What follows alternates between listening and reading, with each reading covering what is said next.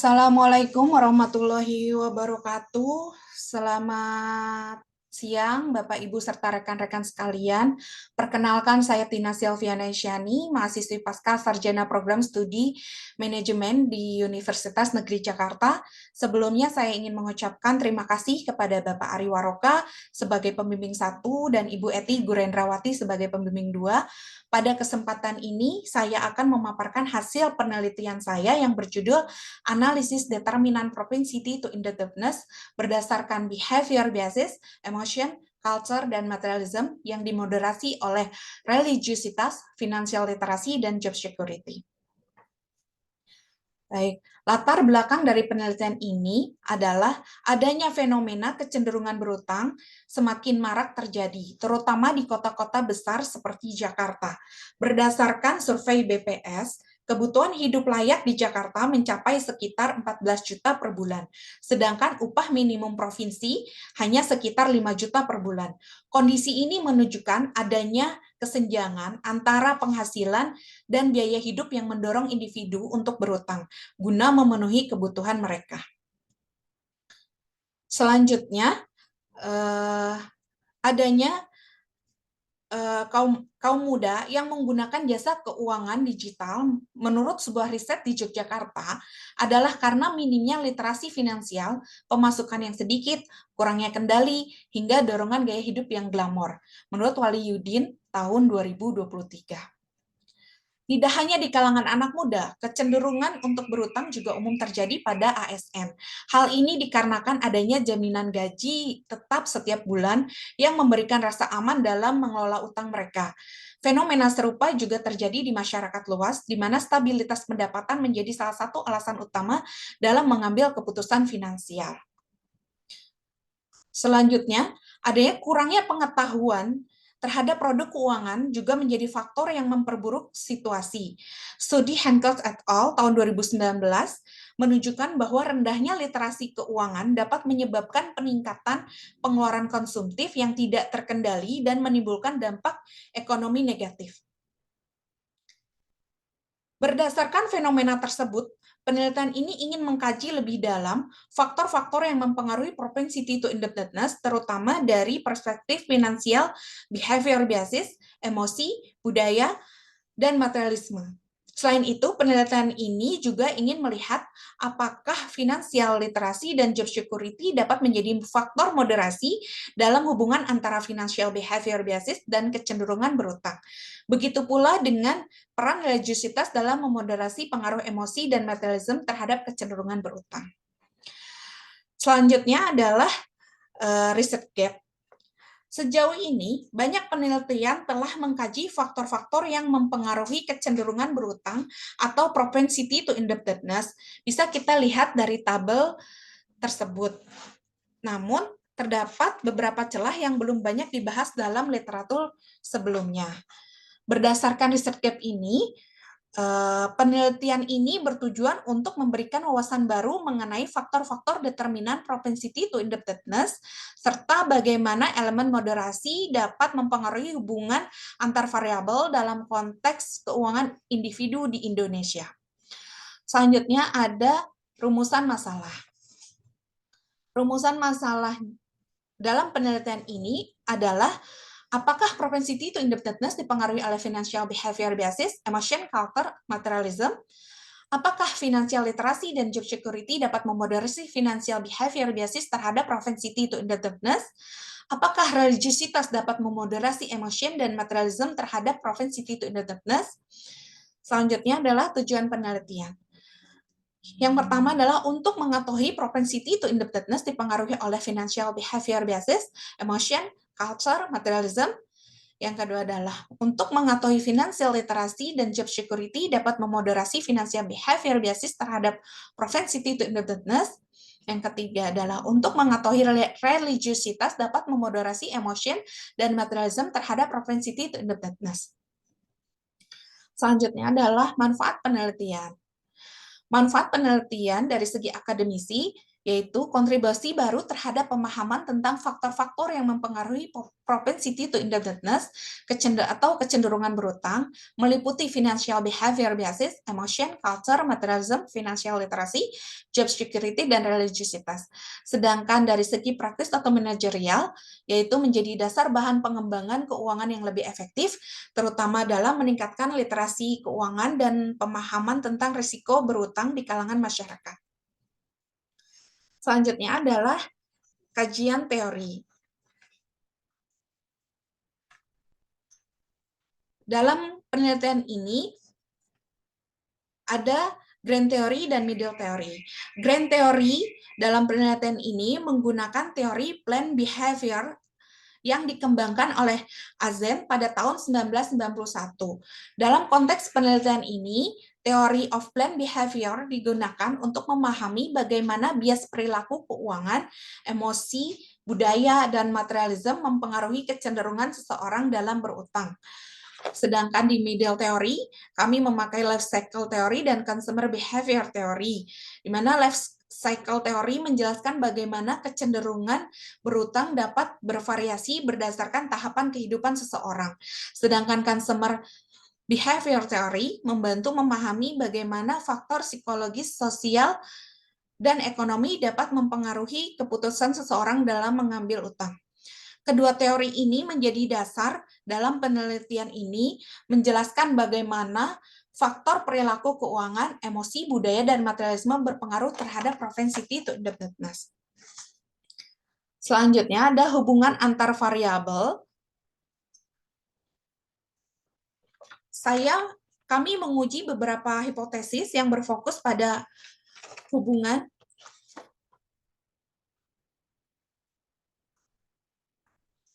variabel serta peran moderasi. Berikut hipotesis utama yang diuji dalam penelitian ini. Yang pertama, yaitu financial behavior biases mempengaruhi propensity to indebtedness. Yang kedua adalah emotion mempengaruhi propensity to indebtedness. Yang ketiga adalah culture mempengaruhi propensity to indebtedness.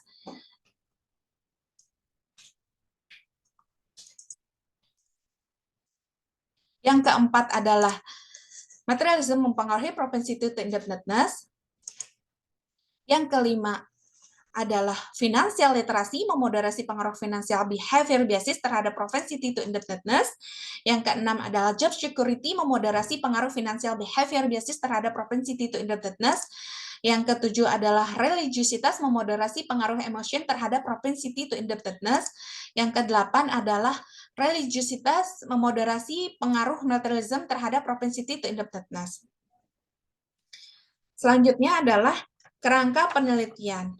Dalam penelitian ini terdapat 4 variabel bebas yang diasumsikan memiliki pengaruh langsung terhadap propensity to indebtedness, yaitu financial behavior biases, emotion, culture, dan materialism. Sedangkan variabel moderasi yaitu financial literacy, job security, dan religiositas. Selanjutnya, ada metrik penelitian terdahulu. Metrik penelitian terdahulu ini disusun untuk mengidentifikasi dan membandingkan penelitian-penelitian sebelumnya yang relevan dengan topik propensity to indebtedness. Dengan adanya metrik ini, kita dapat melihat persamaan dan perbedaan dengan penelitian yang telah dilakukan sebelumnya, serta memahami gap penelitian yang ingin diisi oleh studi ini. Berdasarkan hasil tinjauan penelitian terdahulu, ada beberapa temuan utama yang membedakan penelitian ini dengan studi sebelumnya, yaitu penelitian ini mengembangkan pendekatan yang lebih luas dengan memasukkan faktor psikologis seperti financial behavior biases, emotion, culture, dan materialism, sedangkan penelitian sebelumnya lebih menekankan pada faktor ekonomi dan demografi. Selanjutnya, penelitian ini mengisi gap dengan menguji bagaimana peran ketiga variabel moderasi tersebut dalam memperkuat atau melemahkan hubungan antar variabel bebas dan variabel terikat. Sedangkan studi terdahulu jarang membahas bagaimana financial literasi, job security, dan religiositas dapat berperan sebagai moderasi. Selanjutnya adalah metode penelitian. Penelitian ini menggunakan pendekatan kuantitatif dengan partial least square dengan responden terdiri dari ASN dan karyawan swasta yang berjumlah 400 responden dan pengumpulan data berdasarkan melalui kuesioner dengan menyebarkan angket secara daring melalui Google Form. Selanjutnya ada profil demografi responden. Profil demografi ini penting untuk memberikan gambaran tentang karakteristik responden yang menjadi sampel dalam penelitian ini. Dengan memahami profil responden, kita dapat melihat bagaimana latar belakang mereka dapat berpengaruh terhadap kecenderungan berutang atau propensity to indebtedness. Yang pertama ada usia responden. Dalam penelitian ini, responden dikategorikan ke dalam beberapa rentang usia. Hasil analisis menunjukkan bahwa responden terbanyak berada dalam rentang usia 36 sampai 40 tahun, diikuti oleh kelompok usia 41 sampai 45 tahun dan 46 sampai 50 tahun.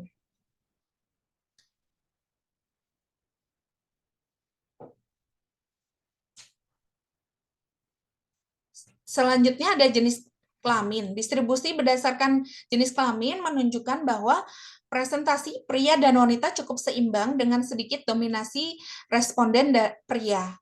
Selanjutnya dari pekerjaan responden, mayoritas responden dalam penelitian ini adalah ASN yang diikuti oleh karyawan swasta dengan pendapatan bulanannya yang paling besar yaitu di antara 5 juta sampai 10 juta, diikuti dengan 5 juta ke bawah. Selanjutnya adalah analisis deskriptif.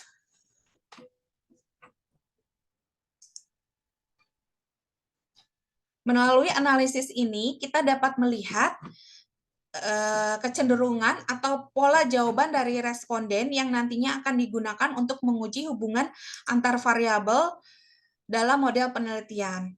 Yang pertama adalah propensity to indebtedness. Dalam tabel tersebut, skor menunjukkan bahwa sebagian besar responden memiliki kecenderungan untuk berutang, terutama dalam konteks pemenuhan gaya hidup dan kebutuhan sehari-hari. Yang kedua, ada financial behavior biases. Analisis deskriptif menunjukkan bahwa sebagian besar responden memiliki tingkat bias perilaku yang bervariasi dengan kecenderungan overconfidence yang cukup tinggi. Yang selanjutnya adalah emotion. Hasil menunjukkan bahwa emosi memiliki peran signifikan dalam keputusan finansial responden. Mereka yang mengalami tekanan psikologis atau stres lebih cenderung menggunakan utang sebagai solusi cepat. Selanjutnya adalah culture. Budaya berutang masih cukup kuat dalam sebagian kelompok responden, terutama mereka yang merasa bahwa utang adalah sesuatu yang wajar dalam kehidupan sosial dan ekonomi. Selanjutnya ada finansial literasi. Rata-rata skor untuk variabel finansial literasi menunjukkan bahwa mayoritas responden memiliki tingkat literasi keuangan yang cukup baik. Hal ini mengindikasikan bahwa responden memiliki pemahaman dasar mengenai konsep keuangan seperti pengelolaan utang, investasi, dan perencanaan keuangan. Namun, ada indikasi bahwa pemahaman terhadap risiko utang dan penggunaan kredit masih perlu ditingkatkan, terutama dalam kelompok responden yang memiliki skor lebih rendah. Selanjutnya ada materialism. Skor rata-rata menunjukkan bahwa ada responden yang memiliki kecenderungan tinggi untuk mengasosiasikan kebahagiaan dengan kepemilikan materi. Selanjutnya ada job security. Sebagian besar responden merasa memiliki keamanan kerja yang tinggi, terutama bagi mereka yang bekerja sebagai ASN. Hal ini memperkuat temuan sebelumnya bahwa individu dengan kepastian pendapatan cenderung lebih nyaman dalam mengambil keputusan untuk berutang, karena mereka merasa yakin dapat melunasi kewajiban keuangan mereka secara berkala. Selanjutnya, ada variabel religiusitas. Hasil analisis menunjukkan bahwa tingkat religiusitas responden cukup tinggi. Ini berarti bahwa banyak responden yang menjadikan nilai-nilai keagamaan sebagai salah satu faktor dalam pengambilan keputusan keuangan termasuk dalam hal berutang.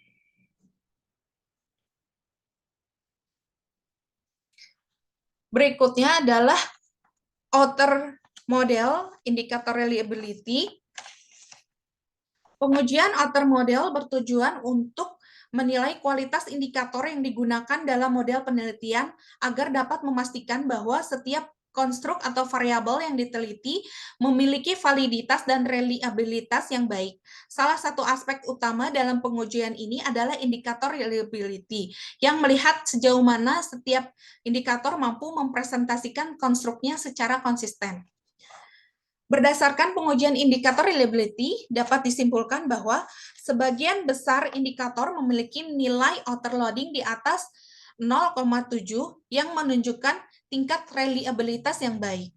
Tidak ada indikator yang perlu dieliminasi karena semua indikator memiliki kontribusi yang cukup terhadap variabelnya masing-masing. Dengan reliabilitas yang kuat, model ini dapat digunakan untuk analisis lebih lanjut dalam pengujian hubungan antar variabel dan efek moderasi. Selanjutnya, ada diagram batang yang memberikan gambaran visual juga, memudahkan kita untuk memahami bagaimana setiap indikator dalam penelitian ini berkontribusi terhadap konstruk yang diukur. Selanjutnya, analisis konstruk reliability dan validity. Pengujian ini bertujuan untuk memastikan bahwa instrumen penelitian yang digunakan memiliki keandalan dan validitas yang baik dalam mengukur konstruk atau variabel yang diteliti. Konstruk reliability mengukur sejauh mana indikator-indikator dalam suatu konstruk menghasilkan hasil yang konsisten dan dapat diandalkan. Dalam penelitian ini, reliabilitas konstruk diuji menggunakan dua ukuran utama, yaitu Cronbach's alpha dan composite reliability. Hasil penelitian ini menunjukkan bahwa semua variabel memiliki nilai Cronbach's alpha pada semua variabel telah berada di atas 0,7 seperti yang dipersyaratkan. Tidak ditemukan nilai composite reliability di atas 0,950 sebagai batas atas atau upper level. Sedangkan konstruk validity mengukur sejauh mana indikator dalam suatu konstruk benar-benar mencerminkan konsep yang ingin diukur. Dalam penelitian ini, validitas konstruk diuji menggunakan average variance extracted atau AV. Nilai AV dari masing-masing variabel memiliki nilai lebih dari 0,50 seperti yang dipersyaratkan. Berdasarkan hal tersebut, dapat disimpulkan bahwa indikator-indikator dalam model penelitian ini telah dianggap valid untuk secara bersama-sama mengukur konstruknya masing-masing. Selanjutnya ada diskriminan validity, yaitu validitas diskriminan adalah salah satu uji dalam outer model yang bertujuan untuk memastikan bahwa setiap konstruk dalam penelitian ini benar-benar berbeda dan tidak saling tumpang tindih dengan konstruk lainnya. Validitas diskriminan diuji untuk melihat apakah indikator dalam suatu variabel memiliki korelasi yang lebih tinggi dengan variabelnya sendiri dibandingkan dengan variabel lain dalam model penelitian. Dalam penelitian ini, validitas diskriminan diuji menggunakan heterotrait monotrait ratio atau HTMT. Dalam penelitian ini, nilai rasio HT atau MT untuk uji diskriminan validity, di mana nilai rasio dari setiap variabel ditemukan di bawah 0,9. Berdasarkan data tersebut, maka dapat disimpulkan bahwa semua indikator-indikator pada model penelitian ini telah terdiskriminasi dengan baik. Berikutnya adalah diagram inner model atau model struktural dalam analisis PLS.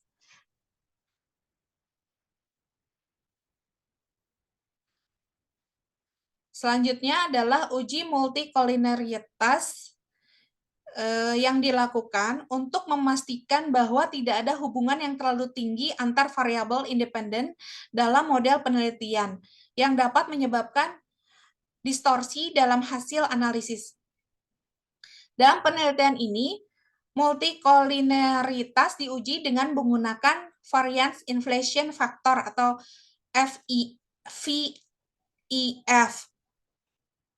Berdasarkan hasil pengujian multikolineritas menggunakan VIF, dapat disimpulkan bahwa nilai VIF pada hasil uji model penelitian di mana nilai VIF pada semua variabel ditemukan kurang dari 5, karenanya dapat diartikan semua variabel pada model penelitian memiliki nilai inner VIF yang ideal.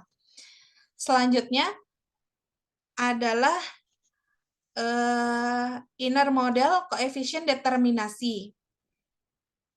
Koefisien determinasi digunakan untuk mengukur seberapa besar variabel independen dalam model dapat menjelaskan variabel dependen. Semakin tinggi nilai koefisien determinasi, semakin besar kemampuan model dalam menjelaskan variabilitas dari variabel yang diteliti. Berdasarkan hasil pengujian koefisien determinasi, dapat disimpulkan bahwa nilai R-squared untuk variabel propensity to indebtedness sebesar 0,793 dan memiliki kategori kuat.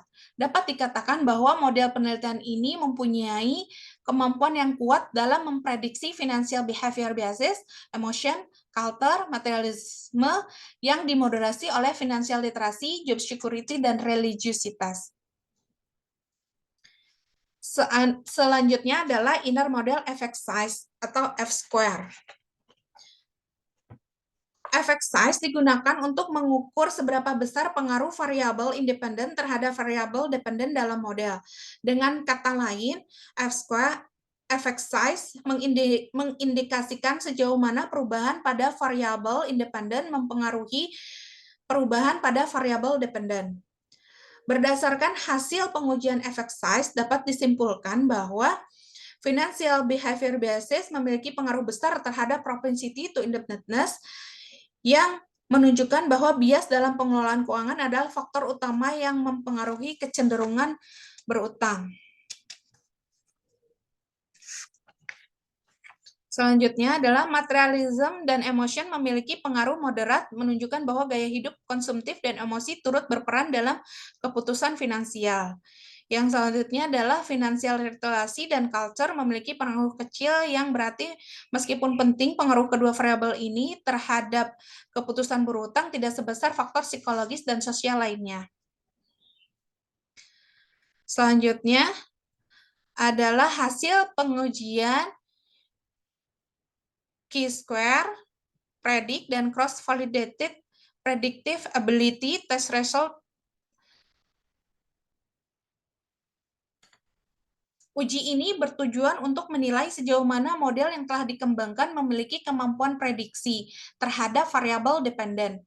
Dengan kata lain, pengujian ini membantu memastikan bahwa model penelitian tidak hanya mampu menjelaskan hubungan antar variabel, tetapi juga dapat memprediksi data baru dengan akurat. Berdasarkan hasil pengujian Chi-square, predict, dan cross-validated predictive ability test, dapat disimpulkan bahwa hasil indikator average propensity to indebtedness memiliki nilai negatif, sedangkan pada linear model, variabel propensity to indebtedness memiliki nilai positif. Yang dapat disimpulkan, variabel propensity to indebtedness tersebut memiliki tingkat kesalahan atau error yang cukup kecil dan kemampuan yang baik untuk memprediksi. Selanjutnya adalah hasil uji hipotesis. Dalam penelitian ini, pengujian hipotesis dilakukan menggunakan PLS berdasarkan hasil uji hipotesis, yaitu yang pertama hubungan langsung. Hipotesis pertama, financial behavior biases berpengaruh positif terhadap propensity to indebtedness. Dengan keterangan diterima atau hipotesis didukung menunjukkan bahwa bias perilaku keuangan meningkatkan kecenderungan seseorang untuk berutang. Yang kedua, hipotesis yang kedua, emotion berpengaruh positif terhadap propensity to indebtedness. Keterangannya hipotesis didukung, yang mana kondisi emosional seseorang dapat mempengaruhi keputusan untuk berutang. Yang ketiga adalah culture, berpengaruh positif terhadap propensity to indebtedness. Keterangan didukung yang menunjukkan bahwa norma budaya mempengaruhi kebiasaan seseorang dalam menggunakan utang. Hipotesis yang keempat adalah materialism berpengaruh positif terhadap propensity to indebtedness. Diterima, yang berarti semakin tinggi materialisme seseorang, semakin besar kecenderungan mereka untuk berutang. Selanjutnya adalah peran moderasi. Pada hipotesis kelima, financial literasi memoderasi hubungan antara financial behavior biases dan propensity to indebtedness. Hipotesisnya didukung, yang berarti literasi keuangan dapat mengurangi dampak bias perilaku terhadap keputusan berutang. Hipotesis yang keenam adalah job security memoderasi hubungan antara financial behavior biases dan propensity to indebtedness. Hipotesis didukung yang menunjukkan bahwa stabilitas pekerjaan memperkuat pengaruh bias perilaku keuangan terhadap keputusan berutang. Hipotesis yang ketujuh, yaitu religiositas memoderasi hubungan antara emotion dan propensity to indebtedness. Hipotesis tidak didukung yang menunjukkan bahwa religiositas tidak kuat dalam mengurangi dampak emosi dalam keputusan berutang. Hipotesis yang kedelapan adalah religiositas memoderasi hubungan antara materialisme dan propensity to indebtedness. Hipotesis tidak didukung menunjukkan bahwa nilai-nilai religius tidak kuat dalam menekan dampak materialisme terhadap perilaku berutang. Selanjutnya adalah analisis importance dan performance. Analisis Important Performance Map Analysis atau IPMA digunakan dalam penelitian ini untuk mengevaluasi seberapa penting dan seberapa baik kinerja dari masing-masing variabel independen dalam menjelaskan propensity to indebtedness. Berdasarkan hasil analisis IPMA dapat disimpulkan bahwa yang pertama, financial behavior biases memiliki pengaruh besar terhadap propensity to indebtedness dan memiliki performa tinggi. Yang kedua, financial literasi memiliki importance tinggi tetapi performanya masih rendah sehingga perlu ditingkatkan melalui program edukasi keuangan. Yang ketiga, job security berpengaruh sedang tetapi memiliki performa tinggi yang menunjukkan bahwa individu dengan pekerjaan stabil lebih nyaman mengambil utang. Yang keempat, materialism dan religiositas berpengaruh dalam keputusan berutang, tetapi masih memiliki performa yang perlu ditingkatkan dalam pengendalian perilaku konsumtif. Selanjutnya adalah analisis PLS POS. Berdasarkan hasil analisis PLS POS, dapat disimpulkan bahwa nilai R-square pada variabel propensity to indebtedness terdapat peningkatan nilai R-square pada segmen 1 dan segmen 2. Nilai R-square untuk propensity to indebtedness di segmen 1 sebesar 0,920 dan di segmen 2 sebesar 0,977. Dapat dikategorikan strong explanatory power atau substansial karena di atas 0,75. Dengan demikian, dapat dikatakan bahwa model ini mempunyai kemampuan explanatory prediction atau explanatory prediksi yang lebih kuat bila menggunakan sampel segmen 2. Selanjutnya adalah implikasi. Implikasi praktis dari penelitian ini adalah yang pertama, memberikan panduan bagi pembuat kebijakan untuk mengembangkan program edukasi keuangan yang menargetkan peningkatan literasi keuangan masyarakat. Yang kedua, mendorong pengembangan kebijakan untuk mengurangi pengaruh emosi, impulsif, dan materialisme dalam keputusan berutang.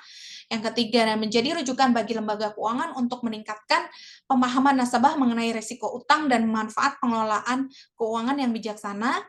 Yang keempat, memberikan wawasan kepada organisasi terkait pentingnya memperhatikan faktor religiositas dan keamanan kerja dalam mengurangi risiko perilaku utang yang tidak sehat. Sedangkan implikasi teoritisnya adalah yang pertama, penelitian ini memperluas pemahaman akademis tentang determinan propensity to indebtedness dengan memasukkan aspek behavioral biases, emosi, budaya, dan materialisme. Yang kedua, menambah wawasan tentang peran moderasi dari religiositas, literasi keuangan, dan keamanan kerja dalam mempengaruhi hubungan antara determinan keuangan dan kecenderungan berutang. Yang ketiga, memperkuat teori plan behavior dengan aplikasi dalam konteks pengelolaan utang individu di Indonesia. Yang keempat, memberikan dasar untuk studi lanjutan tentang pengaruh faktor psikologis dan budaya dalam perilaku keuangan. Selanjutnya adalah kesimpulan. Kesimpulan dari penelitian ini yang berdasarkan hasil analisis data dan uji hipotesis yang telah dilakukan, yaitu yang pertama, financial behavior basis berpengaruh positif dan signifikan terhadap propensity to indebtedness. Yang kedua, emotion terbukti berpengaruh positif dan signifikan terhadap propensity to indebtedness. Yang keempat, materialisme berpengaruh positif dan signifikan terhadap propensity to indebtedness. Yang ketiga, budaya berpengaruh positif dan signifikan terhadap propensity to indebtedness. Yang keenam, yang kelima, financial literasi memperkuat pengaruh financial behavior basis dan propensity to indebtedness secara positif dan signifikan. Yang keenam, job security memperkuat pengaruh financial behavior basis terhadap propensity to indebtedness secara positif dan signifikan. Yang ketujuh, religiositas memperlemah pengaruh emotion terhadap propensity to indebtedness. Yang kedelapan, religiositas memperlemah pengaruh materialism terhadap propensity to indebtedness.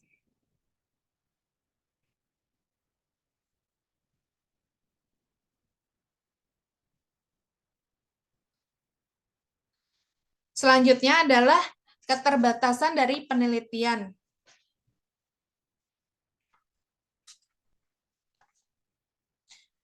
Berikut adalah keterbatasan dari penelitian kami. Yang pertama yaitu keterbatasan sampel penelitian. Sampel yang digunakan dalam penelitian ini terbatas pada populasi tertentu, sehingga hasilnya mungkin tidak dapat digeneralisasi untuk populasi yang lebih luas. Penelitian lanjutan perlu menggunakan sampel yang lebih beragam agar hasilnya lebih representatif. Yang kedua, keterbatasan dalam penggunaan model. Penelitian ini menggunakan metode PLS-SAM yang meskipun efektif memiliki keterbatasan dalam menangani kompleksitas model. Penggunaan metode lain seperti SAM berbasis covariance bisa memberikan hasil yang lebih valid. Dan yang ketiga, keterbatasan dari penelitian ini yaitu variabel determinan. Penelitian ini hanya mengeksplorasi variabel determinan seperti bias perilaku, emosi, budaya, materialisme, dan moderasi tertentu. Penelitian mendatang dapat mengintegrasikan variabel lain seperti pengaruh teknologi, digital, atau faktor sosial lain yang mungkin mempengaruhi kecenderungan berutang. Selanjutnya, rekomendasi